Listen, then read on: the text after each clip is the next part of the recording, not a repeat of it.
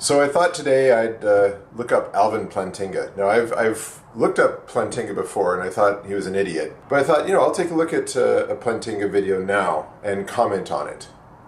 And let's see how long it takes for him, from the time he starts talking, for him to say something stupid.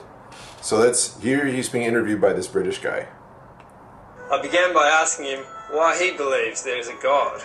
In my case, it's like asking, well, why do you believe there are other people?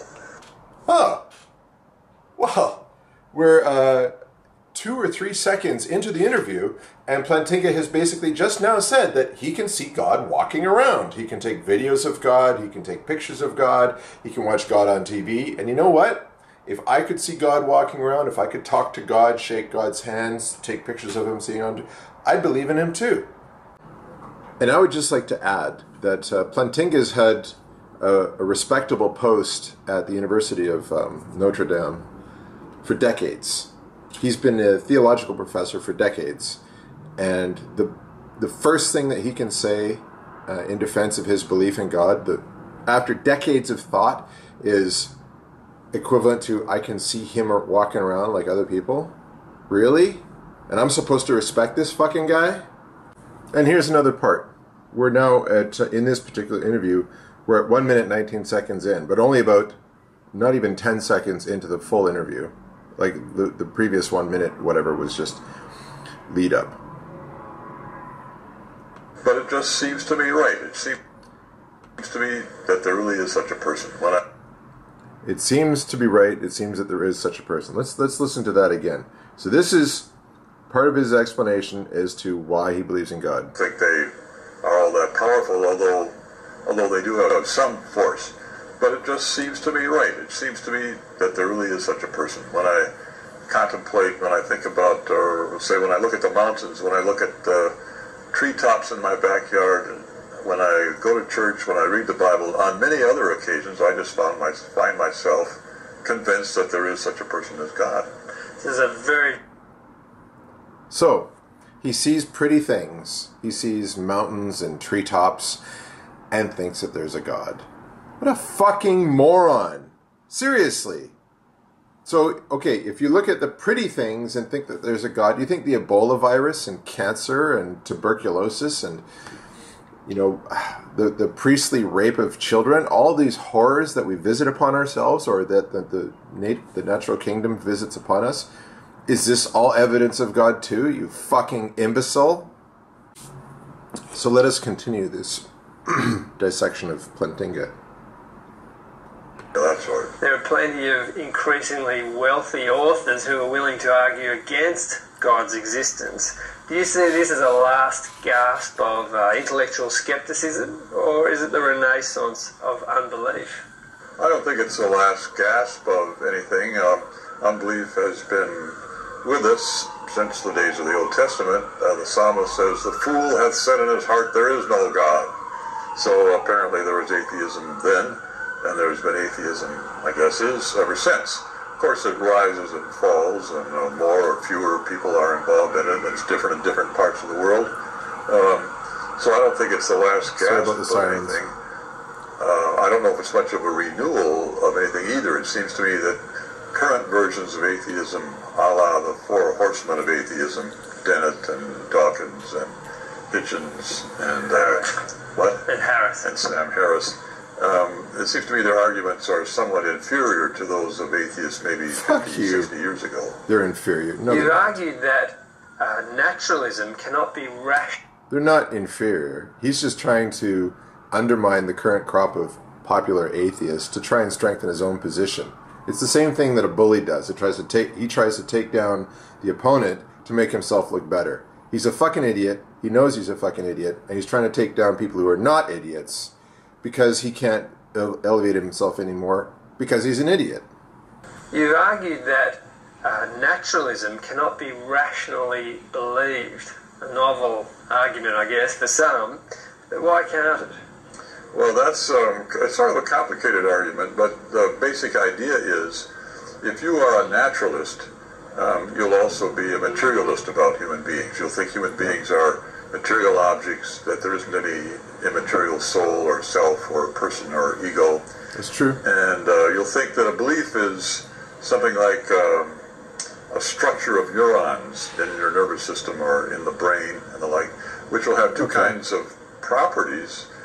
The belief will have neurophysiological properties, and in virtue of having those, it can cause behavior of various kinds. Yeah, in the sense that any combination of neurons will have some form of neurological, physical, or neurophysical result if those neurons get fired. So if you have a belief and that belief happens to get fired, there will be some physical result. Yeah.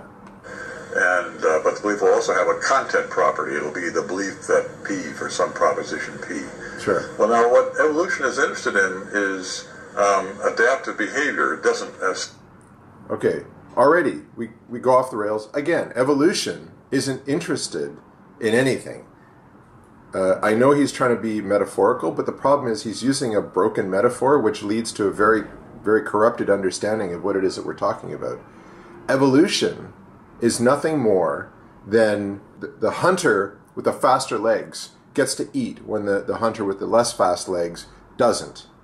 It's the end result of the physical changes that have happened to you due to your parents' successive, and your parents' parents, and your parents' parents' success in the environment.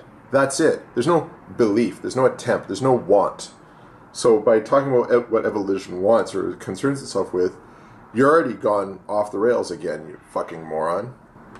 Give a hoot about what you believe. I mean, all it cares about. And that's not true, because if you're going to... even in his flawed, stupid analogy, evolution does care about what you believe in the sense that if you believe that you can fly and you jump off a balcony, you will die, and then your genes that had this flawed concept that you can fly will die with you, and you will not pass them on, and therefore your evolutionary line will terminate with you. If you believe that there is food in front of you instead of rocks, if you've got rocks and you believe that it's food, you will die. If you believe that it's rocks when it is food and you don't eat, you'll die there too. Your beliefs matter to your survival. Okay? There are beliefs that you have that don't matter to your survival. I'm sure we can all think of some. Is Justin Bieber a good singer? But certainly the concept of beliefs being important is true for survival, at least for some set of beliefs. It rewards adaptive behavior and punishes maladaptive behavior. So evolution will modify those neurophysiological properties in the direction of greater adaptiveness so that they'll cause adaptive action. Not greater adaptiveness. That sort of implies a greater ability to adapt. But that's not what evolution favors. What evolution favors is a greater adaptation to the current environment. That's it. More frequently, let's say. But it doesn't follow that it in any way modifies belief in the direction of truth. Sure it does. If you have untrue beliefs that involve your survival, you die. If you have true beliefs that involve your survival, you live. Evolution doesn't care about true belief. Yes, it does. Imagine a frog sitting on a lily pond. Its tongue flicks out. It captures a fly. If it believes the fly is there, then it can eat the fly. If it believes the fly is not there, then it can't. Belief is important. And there have to be various indicators in the frog indicating just how far away the fly. By the way, he's talking about belief, but he's sort of merging belief and faith. Belief is simply the acceptance of some kind of condition. Now, whether you believe, like I believe that this is a Monster drink, and the reason I believe that is because I can fucking read English, right? And I bought it, and I've tasted it. I believe this because of evidence for this belief. But if you believe that God exists and there's no evidence, then that's faith. And Plantinga is merging faith and belief as one. They're not the same thing. Belief is simply having a concept in your head that you give credibility to. For whatever reason you give it credibility, if you give it credibility, you have a belief. But if there's no reason to give it credibility, we call it a faith belief, or a belief without evidence. Is what its velocity is and the like of that. and these have to cause the right action, namely the tongue flicking out and capturing the fly. Maybe the frog's got beliefs too, but the frog had beliefs about where the fly was. The frog may have some philosophical thoughts that have no bearing on his survival, and yeah, it's unrelated to anything. So what? It's probably not the case, though. I don't think frogs are very deep thinkers. But what do I know? I'm not a frog. it doesn't matter what they are. They're just as likely to be false as to be true. No.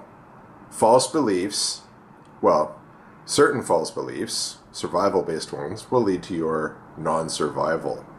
I think you'd agree that that's important. The same, I would say, goes more generally. If you accept naturalism and materialism, that combination, then it seems to me you're going to have to you'll have to take it that for any particular belief, the probability that it's true is about a half. Bullshit. This guy, how does this guy have a fucking position at a university? For any belief, the probability is a half. It's only 50% likely that this is a fucking monster drink. Are you a complete fucking retard?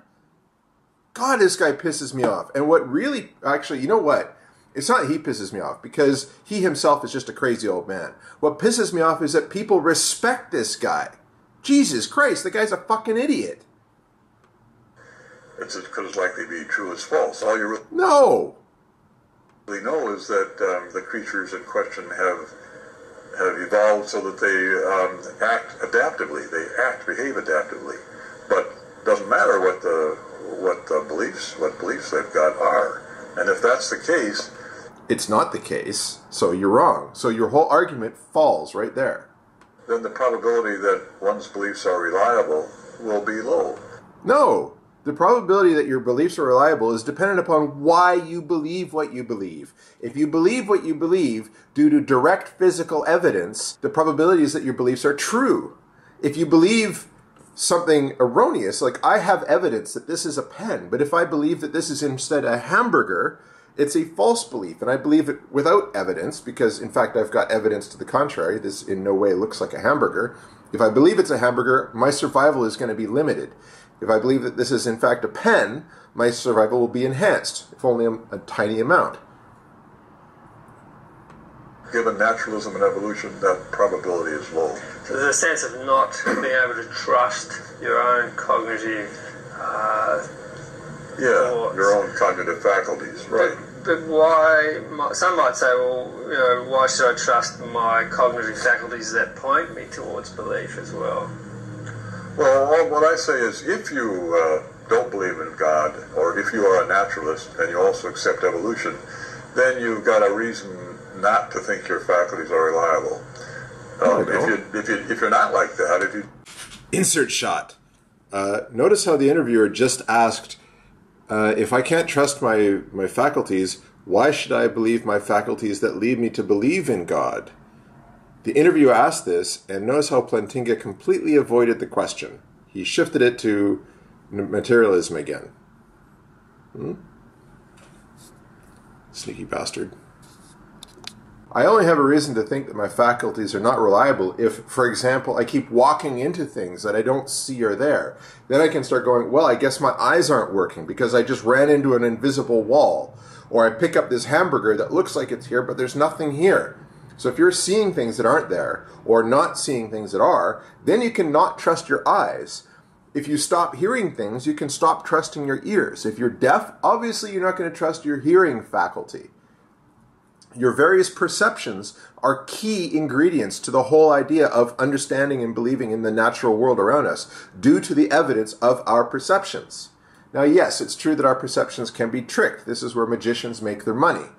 But that's why we developed science, because we, in our sort of normal day-to-day environment, we are fairly easily trickable. But we've developed the scientific procedures to reduce that trickability as much as we can. And anytime we find a new place that it can be tricked, we hammer that down. Science is our effort at being less credible of things for bad reasons. just like everybody, just take it for granted that your faculties are reliable. That seems to me perfectly sensible. But if you combine that with accepting naturalism and evolution, then that combination isn't sensible. That's the thought. Plantinga's an idiot. I rest my case.